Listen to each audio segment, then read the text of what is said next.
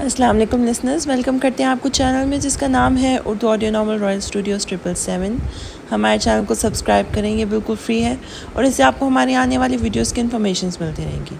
شکریہ لسنرز۔ آج جو ناول میں شروع کرنے جا رہی ہوں اس کا نام ہے دوست دھرم اور اس کی رائٹر ہے ریت شاہ۔ وہ دونوں تیزی سے بھاگ رہے تھے۔ آج پہلی بار گاؤں کی کسی لڑکی نے گاؤں کی عزت کو یوں اپنے پیروں کے نیچے روندا تھا۔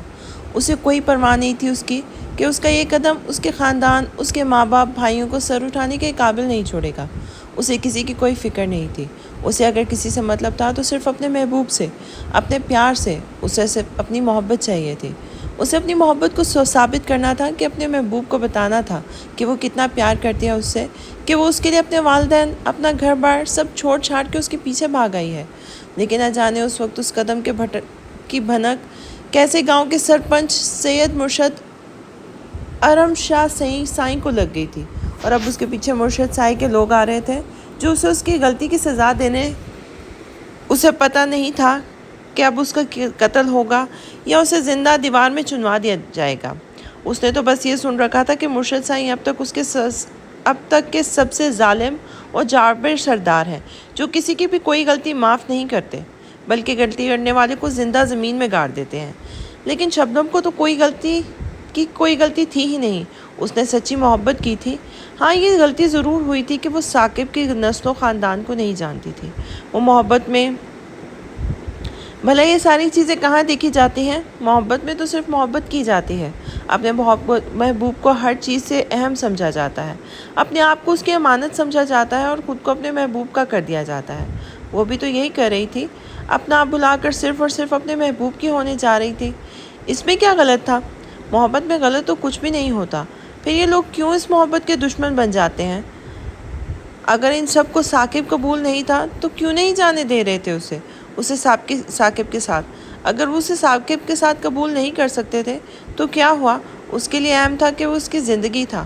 وہ سب پر صاف الفاظ میں واضح کر چکی تھی کہ اگر ثاقب کے ساتھ اس کی شادی کے لیے وہ لوگ راضی نہیں ہوتے تو یا تو اپنی جان دے دے گی یا پھر اپنا گھر سے بھاگ جائے گی، اور اب وہ ایسا ہی کر رہی تھی کیونکہ اب ثاقب بھی اس کے لیے سب کچھ تھا۔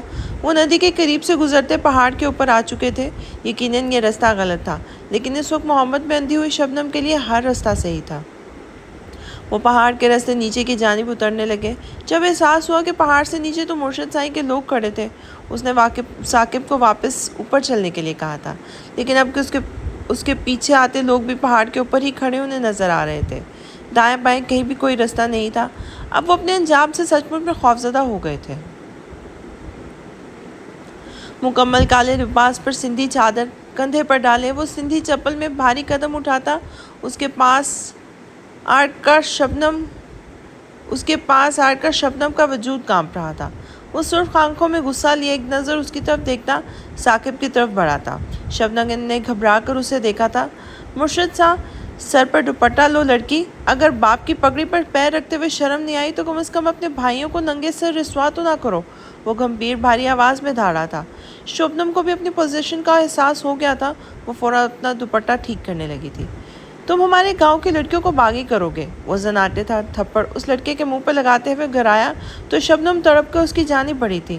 رحم سائیں، رحم، یوں نہ کریں، اللہ سائیں کا واسطہ آپ کو رحم کریں۔ یوں محبت کرنے والوں کے بیچ دیوار نہ بنے، تو محبت کرنے والوں کو جدا نہ کریں۔ بے رحم نہ بنے سائیں۔ وہ مرشد سائیں کے پیروں میں گہری التجا کرنے لگی تھی۔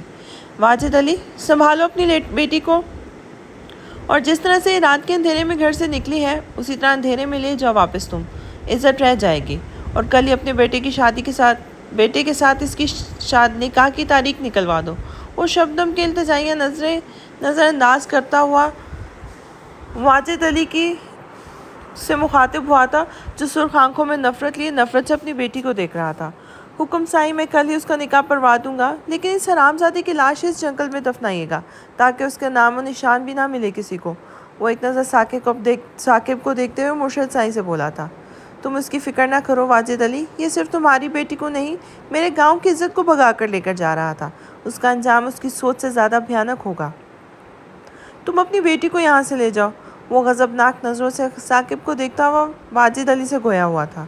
نہیں سائیں، نہیں، ایسا نہ کریں، آپ کو اللہ تعالیٰ کا واسطہ ایسا نہ کریں، ہم مر جائیں گے ایک دوسرے کے بنا۔ سائیں، بے رحم نہ بنے سائیں، کسی کی محبت کو یوں برباد نہ کریں۔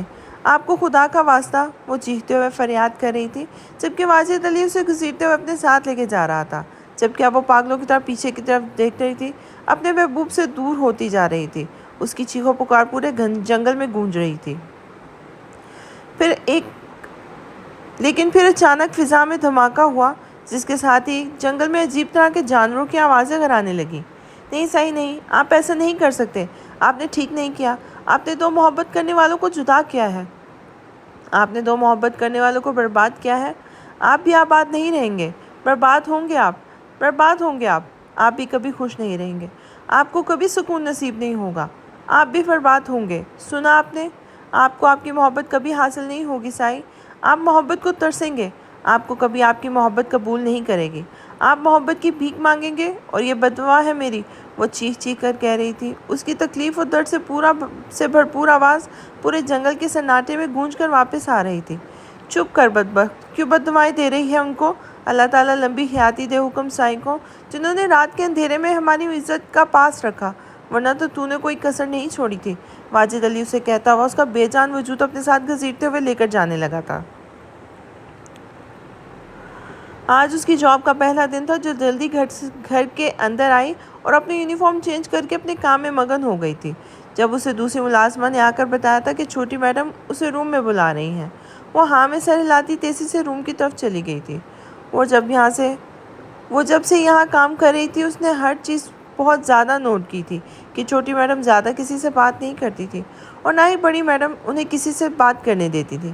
لیکن جب سے وہ یہاں کام کر رہی تھی، وہ نہ جانے کیوں چھوٹی میڈم اسے زیادہ پریشان اور ڈری سہمی سے لگتی تھی۔ اس نے ایک دو دفعہ ان سے پوچھنے کی کوشش کی کہ آخر ان کے ساتھ کیا مسئلہ ہے۔ انہوں نے بھی اپنی پریشانی کی وجہ بتانے کی کوشش بھی کی، لیکن ہر بار جب بھی وہ اسے بات کرنے کی کوشش کرتی، کوئی نہ کوئی آ جاتا اور ان کی بات ادھوری رہ جاتی۔ وہ اتنی زیادہ ڈری ہوئی کیوں تھی، یا انہیں کیا مسئلہ تھا، وہ جاننا چاہتی تھی۔ شاید یہ صرف اسے ہی لگتا تھا یا اس کی بڑی غلط فہمی تھی، لیکن پھر بھی نہ جانے کیوں اسے یقین تھا کہ چھوٹی میڈم کے ساتھ کوئی نہ کوئی مسئلہ ضرور ہے، اور وہ مسئلہ اسے شیئر کرنا چاہتی ہیں۔ اس نے کئی دفعہ اسے اکیلے میں کمرے میں بلایا، لیکن اسے کبھی بھی کچھ بھی نہ بتا سکی۔ اسے بس یہ پتا تھا کہ اس کے گھر میں شادی ہونے والی ہے، جو پچھلے 11 دن سے اس گھر کے کام میں کر رہی تھی، اور دوسری ملازمہ نے اسے بتایا تھا کہ اگلے کچھ دنوں میں چھوٹی میڈم کی شادی ہونے والی ہے کسی انگریز کے ساتھ۔ لیکن آج صبح ملازمہ نے بتایا ہے کہ کل ہی چھوٹی میڈم کی شادی ہے، جسے لے کر وہ خود بھی سوچ میں پڑ چکی تھی۔ یس میم، آپ نے بلایا مجھے؟ وہ مطمئنہ انداز میں کھڑی ان سے سوال کرنے لگی تھی۔ ہاں نور، پلیز ہیلپ می، مجھے تمہاری مدد کی ضرورت ہے۔ اگر تم نے میری مدد نہ کی تو میں بہت بڑے مسئلے میں پھنس جاؤں گی۔ پلیز انکار مت کرنا، میں بہت زیادہ پریشان ہوں، صرف تم ہی میری مدد کر سکتی ہو۔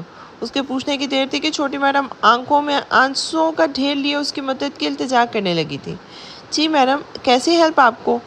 کیا مدد چاہیے؟ میں آپ کی مدد ضرور کروں گی، وہ اسے حوصلہ دیتے ہوئے کہنے لگی تھی۔ یہیں پہ آ کر وہ بے بس ہو جاتی تھی کہ اگر وہ کسی کی مدد کر سکتی ہے تو ضرور کرتی، اور یہ اس کی عادت اسے اکثر ہی بہت بڑے مسائل کا شکار کر دیتی تھی۔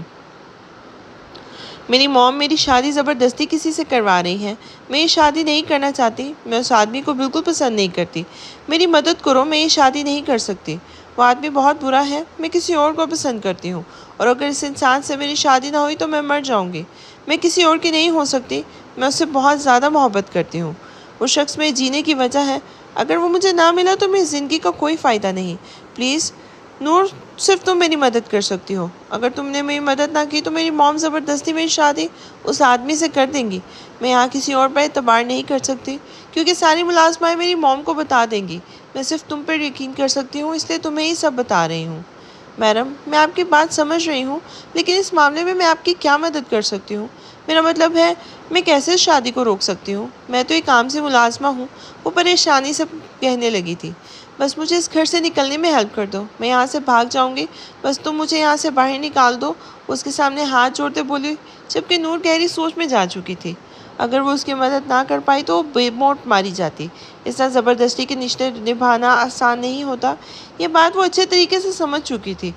وہ سمجھوتے پر کسی کی زندگی برباد ہوتے نہیں دیکھ سکتی تھی۔ اگر آج اس لڑکی کی شادی اس آدمی کے ساتھ زبردستی کروا دی جاتی تو شاید کچھ عرصے کے بعد وہ دونوں الگ ہو جاتے، لیکن اگر ان دونوں کی کوئی اولاد ہوتی تو وہ برباد ہو جاتی، بالکل اسی طرح جس طرح وہ اپنی زندگی جیسی زندگی کسی اور کو گزارتے ہوئے نہیں دیکھنا چاہتی تھی۔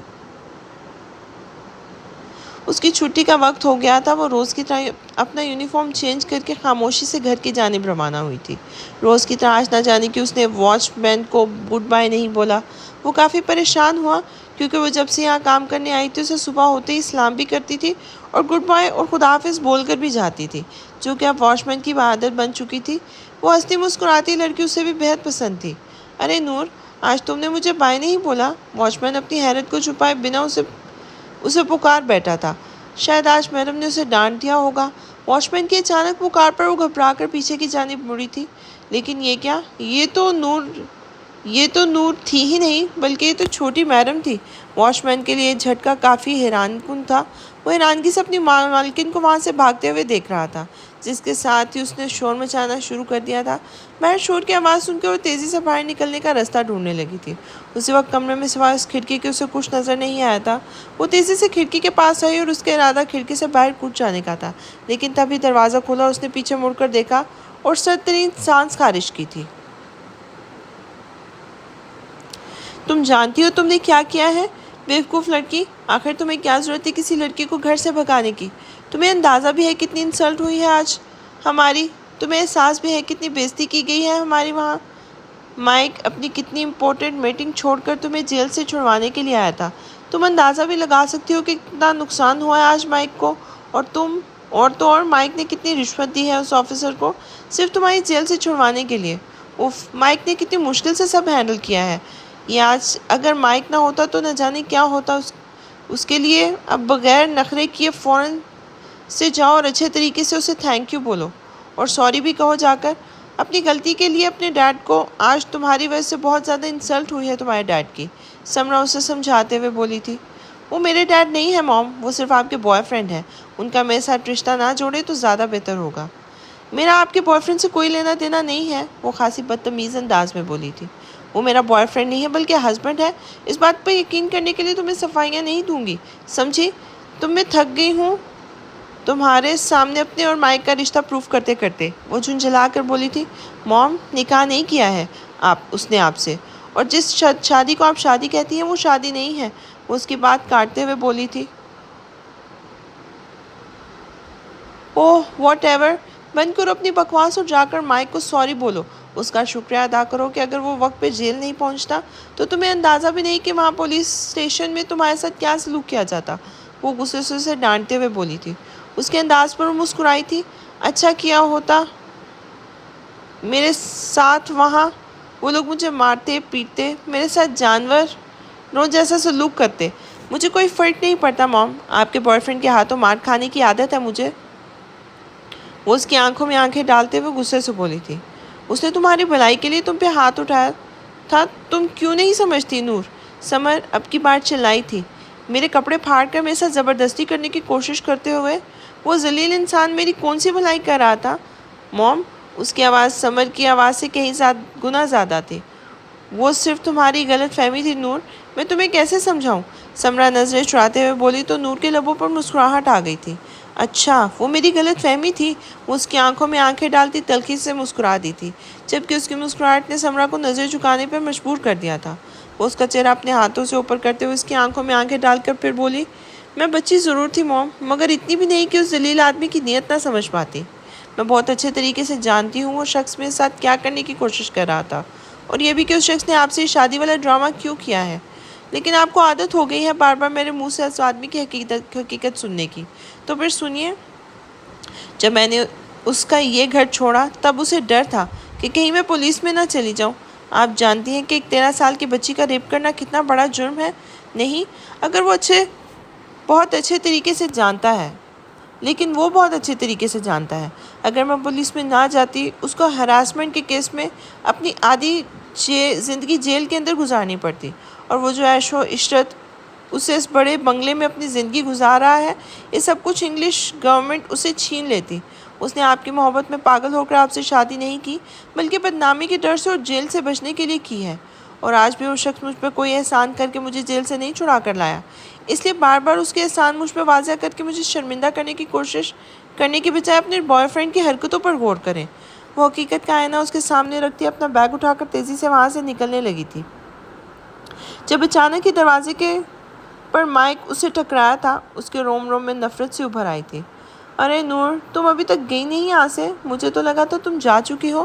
خیر اچھا کیا تم ابھی تک نہیں گئی، چلو آؤ مل کر پوری فیملی ڈنر کرتے ہیں، وہ خوشگوار لہجے میں انگلش میں اسے دیکھتے ہوئے بولا تھا۔ مجھے کوئی شوق نہیں ہے آپ کے ساتھ ڈنر کرنے کا، اور میں آپ کی فیملی کا حصہ نہیں ہوں، وہ کھا جانے والے انداز میں اسے دیکھتے ہوئے بولی تھی۔ اس کی بدتمیزی پر سمرا کو غصہ تو بہت آیا تھا، لیکن وہ جانتی تھی اس نے اسے ٹوکا تو وہ اور زیادہ بدتمیزی کرے گی، اس لیے خاموش رہنا بہتر سمجھا تھا۔ جبکہ وہ ایک نظر اپنی ماں کی جانب دیکھتے ہوئے وہاں سے باہر نکل گئی تھی۔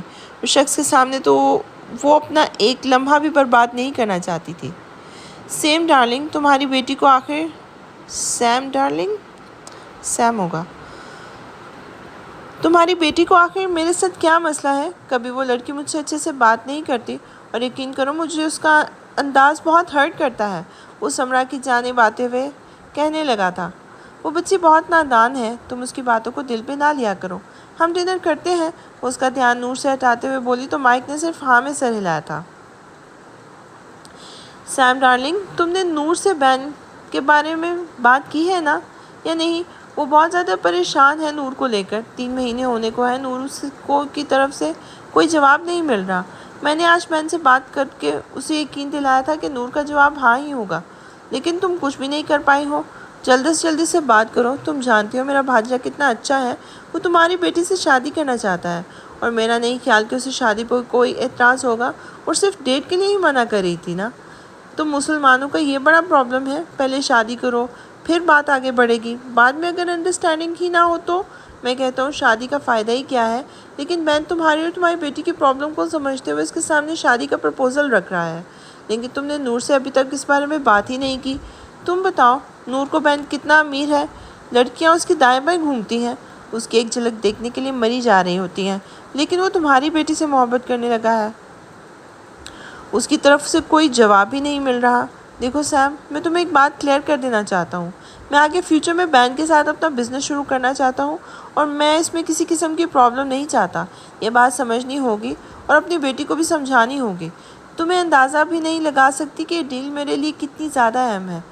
میں سمجھ سکتی ہوں مائک، تم ٹینشن مت لو، میں بات کروں گی نور سے۔ وہ کیا ہے نا، آج کل وہ اپنے ایگزامز کو لے کر تھوڑی پریشان ہے، اور پھر اس کی جاب بھی چھوٹ گئی ہے، تو مجھے اس وقت بات کرنا کچھ عجیب لگ رہا ہے۔ تم اسے جاب مل جانے تو اس کے بعد سکون سے اس سے بات کروں گی، وہ شادی سے انکار نہیں کرے گی، تم فکر مت کرو، میں اسے ہر حال میں منا لوں گی۔ سمرا نے اسے یقین دلایا تھا۔ ٹھیک ہے، میں انتظار کرنے کے لیے تیار ہوں، لیکن مجھے جواب ہاں میں چاہیے۔ یہ بات تم اچھی طرح اپنے دماغ میں بٹھا لو، میں اس ڈیل کو کسی بھی طرح ہاتھ سے جانے نہیں دے سکتا، میں اس پر کسی قسم کا کوئی رسک لینے کو تیار نہیں ہوں۔ سیم، وہ اسے بہت سختی سے کہہ رہا تھا، یقیناً یہ ڈیل اس کے لیے بہت اہم تھی۔ بہن اس کا بھانجا تھا، جو کہ پیسے اور رتبے کے معاملات میں اس سے کافی آگے تھا۔ وہ اب اس کے ساتھ مل کر بزنس شروع کرنا چاہتا تھا، تاکہ بہن کی عقل اور اس کے پیسے سے اور اس کا بزنس بھی اس کے لیول کی ترقی کر سکے۔ خدارا موم، بس کر دیں، میں آپ کو 1000 بار کہہ چکی ہوں، مجھے اس بہن اور اس کے پیسے میں کوئی انٹرسٹ نہیں ہے، میں اپنے پیروں پہ کھڑی ہو سکتی ہوں، مجھے نہیں چاہیے حرام کے پیسے، دور رکھیں اپنے پیسے، وہ رکھیں اپنے پاس اپنے پیسے، اور نہ ہی مجھے 4 دن کی شادی کرنے کی ضرورت ہے۔ اور اب آپ بہانے بنانے کے بجائے اپنے بوائے فرینڈ کو حقیقت بتائیں کہ میں کبھی بہن سے شادی نہیں کروں گی۔ تو پھر کس سے کرو گی شادی؟ اپنے باپ کے گنوار بھتیجے سے، جس کے ساتھ تمہارا باپ تمہیں ساری زندگی کے لیے بسا دینا چاہتا ہے۔ وہ ان پڑھ گنوار جاہل جو عورتوں کو اپنی پیر کی جوتی سمجھتے ہیں، ان لوگوں کے بیچ گھسنا چاہتی ہو تم۔ آدھی زندگی حویلی کی 4 دیواری کے ایک کمرے میں پڑے رہو، کسی غیر مرد کے سامنے مت جاؤ، بڑا سا دوپٹہ ہر وقت اپنے اوپر لپیٹ کر رکھو، تمہارے شوہر کے علاوہ تمہیں کوئی غیر مرد نہ دیکھ سکے۔ تو ایسی زندگی پر میں نے 5 سال تمہارے باپ کے ساتھ برباد کیے۔ وہ میں تھی جو اس گنوار آدمی کے ساتھ 5 سال تک اپنا آپ برباد کرتی رہی۔ میں نے تو نہ جانے کیسے اس شخص کو لندن آنے پر مجبور کر دیا، ورنہ میری زندگی بھی شاید ان گنوار عورتوں کی طرح ہوتی جو ان حویلی میں رہتی ہیں۔ لیکن یہاں آنے کے بعد بھی اس شخص کی باتوں اور روک ٹوک نے مجھے اس سے طلاق لینے پر مجبور کر دیا۔ تمہارے پیدا ہونے کے بعد بھی اس شخص نے اپنی عادت نہیں چھوڑی تھی۔ وہ شخص کبھی نہیں بدل سکتا، اور جس شخص کے ساتھ وہ تمہاری شادی کرنا چاہتا ہے وہ اس سے بھی 4 قدم آگے ہے۔ مجھے سمجھ نہیں آ رہی کہ تم کیسے رہو گے ان سب کے بیچ۔ وہ تو خدا کا شکر ہے کہ سب کچھ ختم ہو گیا اور تمہارے باپ نے کبھی مڑ کر نہیں دیکھا۔ اس نے وہاں شادی کر لی ہے اور اس کی ایک بیٹی بھی ہے جو یقیناً تم سے زیادہ اہم ہے۔ اسی لیے تو تبھی تو اس کے آنے کے بعد سے اس نے کبھی تمہاری خبر ہی نہیں لی۔ اس لیے بہتر یہ ہوگا کہ اپنے باپ کے غم سے نکل کر اصل زندگی کی طرف آ جاؤ۔ تم بالغ ہو، اپنی مرضی سے شادی کر سکتی ہو، اپنی مرضی سے زندگی گزار سکتی ہو، اور بین ایک بہت اچھا انسان ہے، وہ تمہیں خوش رکھے گا اور تمہاری زندگی کی ہر خواہش کو پورا کرے گا۔ مجھے نہ تو آپ کی اس بحث میں انٹرسٹ ہے اور نہ ہی آپ کے بوائے فرینڈ کے اس بھانجے میں۔ میں کہاں شادی کروں گی یا کہاں نہیں کروں گی، اس کا فیصلہ میں کروں گی۔ کوئی میرے ساتھ زبردستی نہیں کر سکتا، اور اگر میرے باپ کو میری ضرورت نہیں ہے تو اس میں بھی مجھے بھی ان کی ضرورت نہیں ہے۔ میں خوش ہوں اپنی زندگی میں۔ یہ کہتے ہوئے اس کے لہجے میں اداسی در آئی تھی۔ سمرا نے بھی محسوس کیا تھا۔ ابھی سمرا کچھ اور کہتی اور فون رکھ چکی تھی۔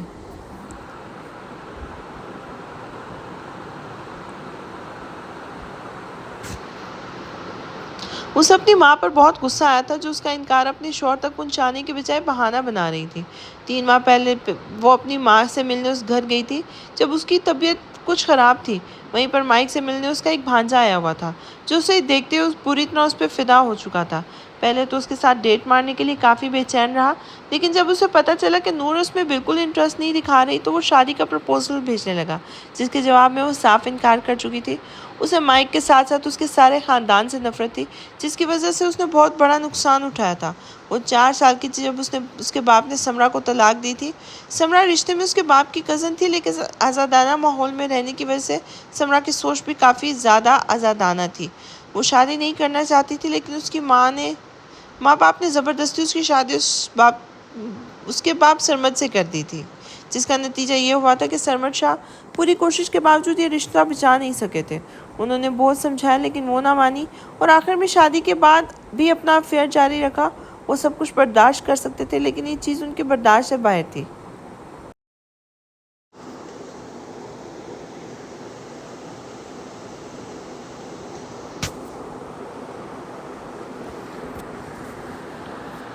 اپنی بیوی کے شادی کے بعد اس افیئر کو وہ قبول نہیں کر سکے۔ وہ سمرا کو طلاق دے دی تھی۔ طلاق کے بعد 4 سالہ نور انگلش گورنمنٹ کے فیصلے پر ہمیشہ کے لیے اپنی ماں کے پاس آ گئی تھی۔ سرمد نے 5-6 بار نور کی کسٹڈی کی اپیل کی تھی، لیکن وہ اسے حاصل نہیں کر سکے، جبکہ کسٹڈی کے بعد ایک بڑی رقم انہیں سمرا کو دینا لازم کر دی گئی تھی۔ وہ تقریباً 1 سال تک ہر اتوار کے دن اس سے ملنے آتے رہے، پھر ایک دن وہ غائب ہو گئے اور پھر وہ کبھی بھی اس سے ملنے کے لیے واپس نہیں آئے تھے۔ اس کی ماں کا ہر ہفتے پیسے ملتے رہے، جو کہ اب تک مل رہے تھے، لیکن جس کا انتظار نور کی آنکھیں کرتی رہیں وہ کہیں کھو گئے تھے۔ پھر ایک دن اس کی ماں نے بتایا کہ پاکستان جا کر اس کے باپ نے نہ صرف دوسری شادی کر لی ہے، بلکہ وہ ایک بیٹی کا باپ بھی ہے، جس سے یقیناً وہ نور سے زیادہ محبت کرتا ہے۔ تبھی تو وہ اس کی پرواہ کیے بغیر اسے چھوڑ کر چلا گیا۔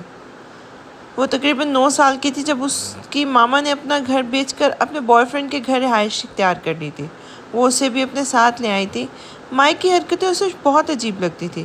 اس کی ماں کے ساتھ اس کا نازیبا حرکتیں، اس کی ماں کو عجیب لباس میں محفلوں کی رونق بنانا اسے بہت برا لگتا تھا، لیکن شاید اس کی ماں کو ان سب باتوں سے کوئی فرق نہیں پڑتا تھا۔ وہ آزادانہ ماحول میں پلی تھی، ان سب چیزوں کو بہت انجوائے کرتی تھی۔ لیکن پھر ایک دن اس کے سر سے پانی اوپر چلا گیا جب اس شخص نے اس کے کمرے میں آ کر اس کے ساتھ زبردستی کرنے کی کوشش کی۔ اس وقت اسے نہ صرف برے طریقے سے چھوڑنے کی کوشش کرتے ہوئے اس کے کپڑے پھاڑ رہا تھا، بلکہ اسے بہت بری طرح سے زخمی بھی کر گیا تھا۔ اس کے شور مچانے پر گھر کے سارے ملازموں کے ساتھ اس کی ماں بھی وہاں آ گئی تھی۔ اس کی عزت پر کوئی داغ لگنے سے تو بچ گیا تھا، لیکن وہ اس شخص سے بہت خوفزدہ رہنے لگی تھی۔ اس نے اپنی ماں کو فیصلہ سنا دیا تھا کہ وہ یہاں نہیں رہے گی، بلکہ ہاسٹل میں رہے گی۔ اس کا سارا خرچہ ابھی تک انگلش گورنمنٹ اور اس کا باپ اٹھاتا ہے، اس لیے وہ اپنی مرضی کی مالک ہے۔ مائک کو یہ ڈر لاحق ہو گیا کہ کہیں وہ اس کی نیت کو سمجھ کر پولیس میں نہ چلی جائے۔ और यही वजह थी उसने समरा को अपनी मोहब्बत का यकीन दिलाने के लिए उसे अगले दिन ही शादी कर ली थी। लेकिन अब उसके पास किसी भी किस्म के कोई पैसे नहीं आते थे, क्योंकि वो 18 साल से ऊपर हो चुकी थी। उसकी 18वीं सालगिरह के साथ ही उसने अपना खर्चा उठाना शुरू कर दिया था, एक जॉब के ज़रिए, जबकि वो अपने जो पैसे बाप की कस्टडी के तौर पर उसे मिलने चाहिए थे वो उसकी माँ के पास जाते थे, जो उसे कभी ना मिले थे और ना ही उसने कभी ज़रूरत महसूस की थी। इन 3 माह में वो 2 नौकरियाँ छोड़ चुकी थी, जबकि एक से परसों ही उसे निकाल दिया गया था। कल एक रेस्टोरेंट में जाने वाली थी जहाँ उसे अच्छी ऑफ़र मिली थी। देखो सरमत, कौन आया है? तुम्हारा शेर आ गया। कब से ढूंढ रहे थे ना तुम उसे। दानिम साई ने जैसे ही कमरे में कदम रखा, असगर साई ने सबका ध्यान उसकी तरफ दिलाया था। सरमत जो बेड पर बेहाल पड़ा था, एक नज़र उसकी जानिब देखकर मुस्कुराए थे। न जाने क्यों जब भी वो दानिम को देखते थे उसके दिल में सुकून उतरता था। बड़ी बीबी और हमना चाची अपने आंसू साफ करते हुए वहाँ से उठ खड़ी हुई थी। अस्सलाम वालेकुम, वो गंभीर आवाज़ में सबको सलाम करता कमरे के अंदर दाखिल हुआ था। चचा साईं, कैसे हैं आप? वो हमना चाची की छोड़ी हुई जगह पर बैठते हुए उनसे पूछने लगा था। जाविश, जरनेश, बेटा जाओ, अदा साईं के लिए खाना लाओ। सानिया मेरी जान, तुम भी जाओ, अपने पेपर की तैयारी करो। वो तीनों बच्चियों को वहाँ से उठाते हुए भेज चुकी थी, क्योंकि चचा साईं को दानिम से बहुत ज़रूरी बात करनी थी। सनान और साहिर दोनों शिकार पर गए थे, अभी तक उनकी वापसी नहीं हुई। क्या बात है? किस बात की परेशानी है आपको? क्यों अपनी तबीयत इस हद तक खराब कर रखी है आपने? मुझे बताएं तो सही अपनी परेशानी की वजह। आपका बीपी खतरनाक हद तक हाई है। वो उसका हाथ अपने मजबूत हाथ में थापे हुए उनसे पूछने लगा था। 12 साल दारिम साईं, मैं तंग आ गया हूँ। 12 साल दारिम साईं, मैं तंग आ गया हूँ, अब बोर बर्दाश्त नहीं होता मुझसे। सिर्फ एक बार उसे अपने सीने से लगाना चाहता हूँ मैं। वो उसे सकते हुए बोले तो हमना चाची भी अपने मुँह पर दुपट्टा रख के रोने लगी थी। बस हो गया सरमत साईं, मैंने तुम्हें कितनी बार मना किया है, क्यों परेशान हो रहे हो अपनी बेटी के लिए? वैसे भी अब वो 18 साल की हो चुकी है, अब अपनी मर्ज़ी के मालिक है। मैं अगले हफ्ते लंदन जाने वाला हूँ। मैं तुम्हारी बेटी से ज़रूर मिलूँगा और उसे वापस आने के लिए भी कहूँगा। आगे उसकी मर्ज़ी, असगर शाह ने भाई को समझाते हुए कहा था। उसकी नहीं बाबा साईं, हमारी मर्ज़ी। 18 साल की हो चुकी है तो ले आए उसे यहाँ पर। अब वक्त आ गया है कि वो भी अपनी जिम्मेदारियाँ निभाए। बस आज़ादी ख़त्म, वो गंभीर अंदाज में बोला था। दारिम साईं, होश से काम लें। आप जानते हैं उसकी माँ किस किस्म की औरत थी। तैयबा बेगम, दारिम की माँ, दबी दबी आवाज़ में एहतजाज करने लगी थी। अम्मा साईं, इस हवेली में समर शाह एक ही है। दारिम शाह अपनी जिम्मेदारियों को समझाना और समझना अच्छी तरह जानता था। वो मूँछों को हल्का सा ताव देता और उठकर बैठ गया, बाहर निकल आया था, जबकि उसके फैसले ने सबको परेशान कर दिया था। अदा साईं, डॉक्टर ने कहा है चाचा साईं का बीपी बहुत ज़्यादा हाई है, अस्पताल में एडमिट करना होगा। हालत दिन ब दिन ख़राब हो रही है। ऊपर से सानिया को भी बुखार है, कल उसका पेपर भी है, तो मुझे उसकी भी टेंशन हो रही है। अगर आप बेहतर समझे तो एक बार उससे बात कर लें। मेरा नहीं ख्याल कि वो सुबह पेपर देने जाएगी। साहिर थोड़ी देर पहले सनान के साथ शिकार से लौटा था, जब दारम साईं का छत पर आने का पैगाम मिला था। तुम परेशान ना हो साहिर, मैं बात कर लूँगा उससे। तुम कल ही चचा साईं को हॉस्पिटल में एडमिट करवा दो। बाकी बाबा साईं लंदन जा रहे हैं अगले हफ्ते, चाचा साईं का मसला भी हल हो जाएगा। और बताओ, तुम्हारा शिकार कैसा रहा? कोई मसला तो नहीं हुआ? आपके होते हुए कोई मसला हो सकता है क्या? मलिक के चमचों ने पीछा तो नहीं किया, लेकिन न जाने कैसे वहाँ हमारे लोग आ गए थे। उन्होंने सब कुछ हैंडल कर लिया। सनान को यकीन था आपने ही उन लोगों को वहाँ भेजा है। और वाजिल अली की बेटी का निकाह यूँ अचानक इतनी सादगी से क्यों किया गया? कोई खबर है आपको? उसे अचानक ही वाजिद अली और उसकी बेटी का ख्याल आ गया था। नहीं, मैं अपने काम से काम रखता हूँ साहिर साईं। खैर तुम बैठो, मैं ज़रा सानिया से मिल के आता हूँ। वो उठते हुए बोला तो साहिर ने सिर्फ हाँ में हाँ से हिलाया था और चाय का कप अपने हाथ में ले चुका था।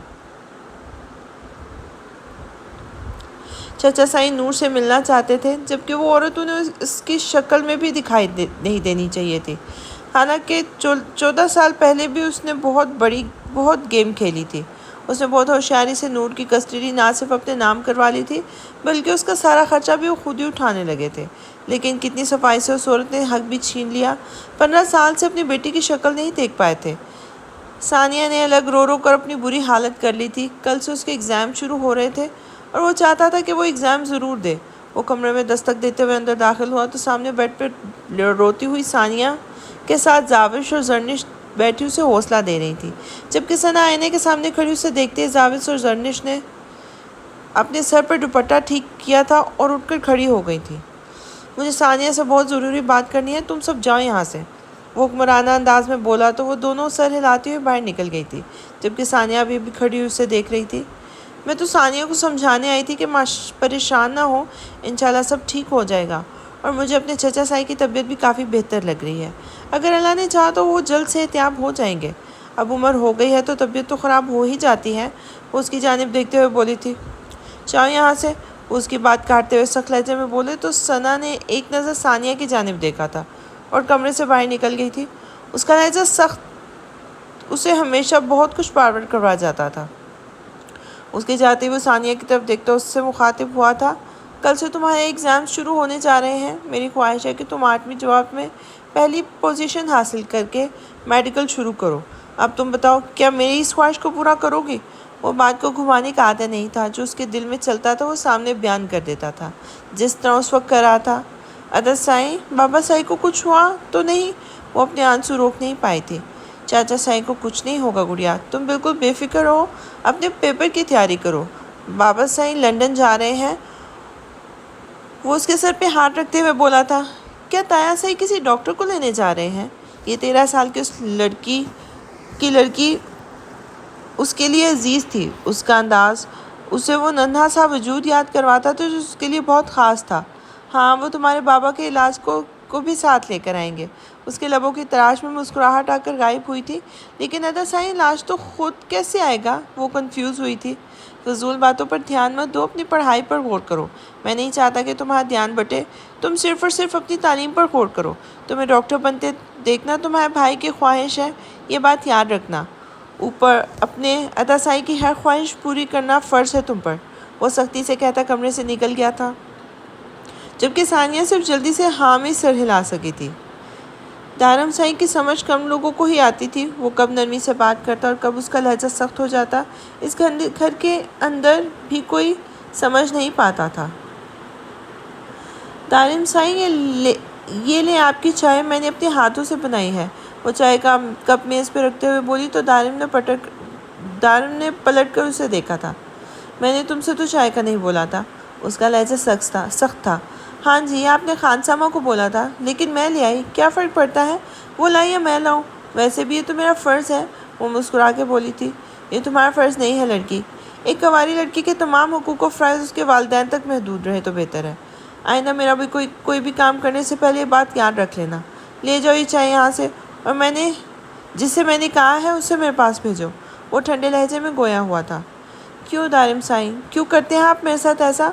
آپ کبھی میرے جذبات کی فکر نہیں کرتے نا دارم سائی، آپ کو کوئی فرق نہیں پڑتا، آپ کے ان الفاظ سے مجھے کتنی تکلیف ہوتی ہے، آپ جانتے ہیں نا آپ سے کتنی محبت کرتی ہوں۔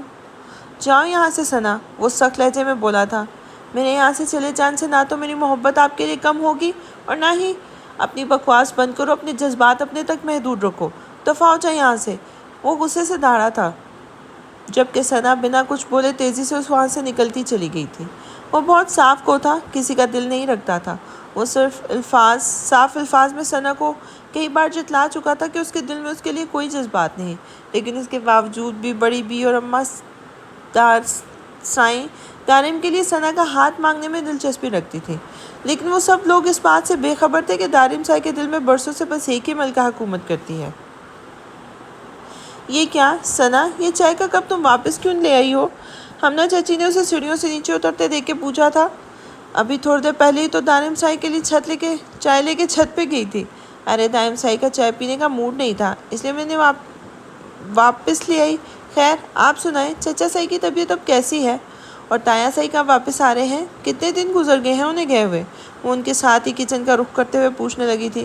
ہاں آ جائیں گے کچھ ہی دنوں میں واپس، ابھی تو ان کی ملاقات بھی نہیں ہوئی اس سے وہ کچن میں آتی ملازمہ کا ہاتھ بٹاتے ہوئے اسے بتانے لگی تھی۔ کس سے ملاقات کرنی ہے انہوں نے؟ ثنا نے ان سے پوچھا تھا۔ نور سے، نور ہی کو تو لینے گئے ہیں وہ، پتہ نہیں وہ ان کے ساتھ آئے گی بھی یا نہیں، وہ عورت ملنے بھی دے گی یا نہیں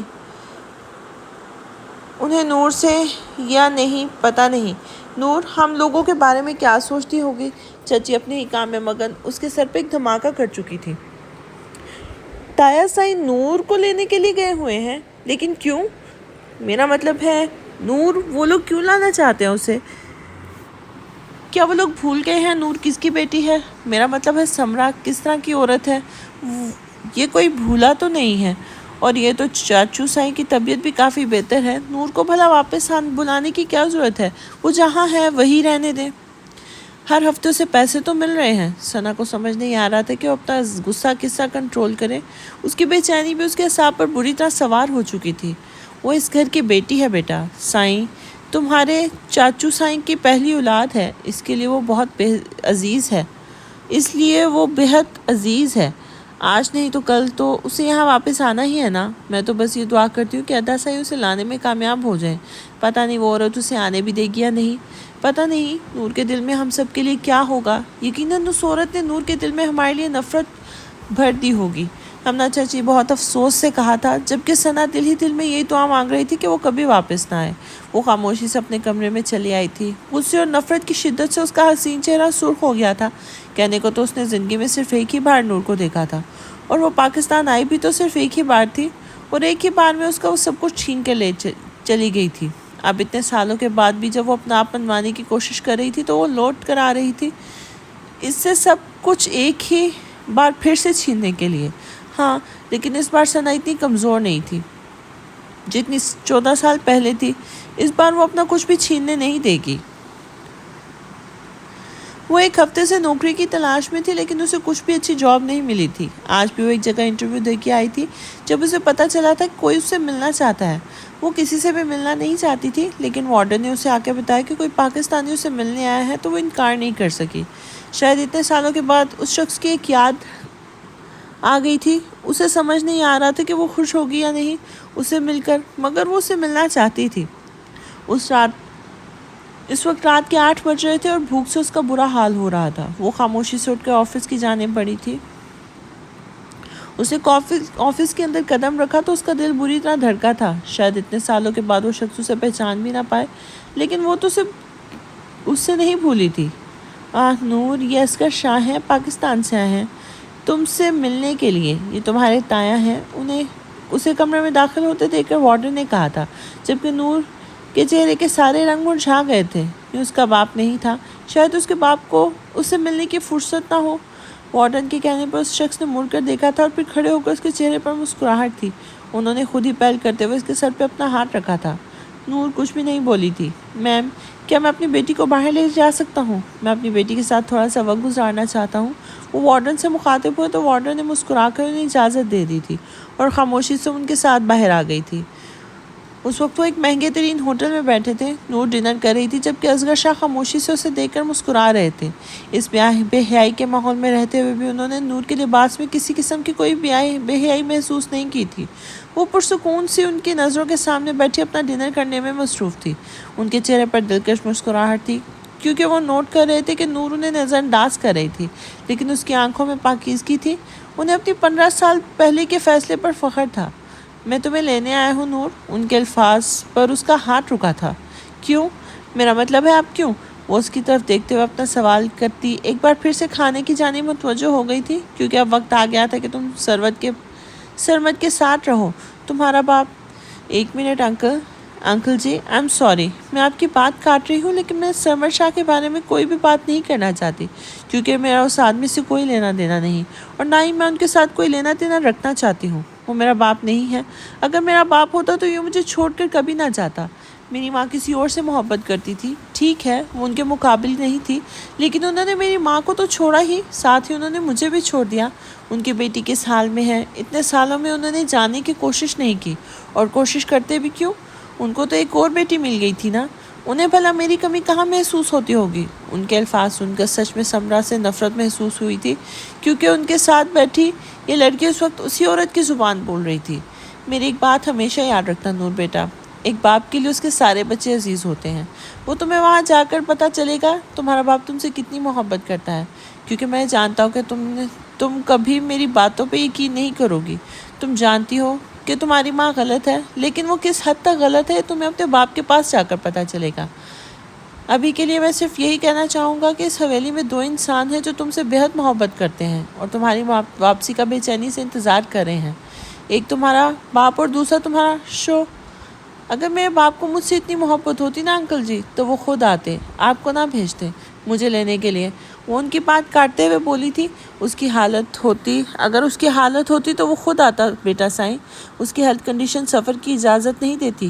وہ بیمار ہے اور اب یہ وہم پال بیٹھا ہے کہ اب وہ زندہ نہیں بچے گا۔ اس کا کہنا ہے کہ وہ مرنے سے پہلے تم سے ملنا چاہتا ہے، جس کی وجہ سے وہ تمہیں یہاں سے لینے آیا ہوں۔ تمہاری ماں کو بتائے بنا میں بہت مشکل سے تم تک پہنچا ہوں۔ اگر وہ عورت جان پاتی تو شاید وہ تمہیں مجھ سے ملنے بھی نہیں دیتی۔ اور اپنی بات کر کے ایک بار پھر اسے دیکھنے لگا تھا۔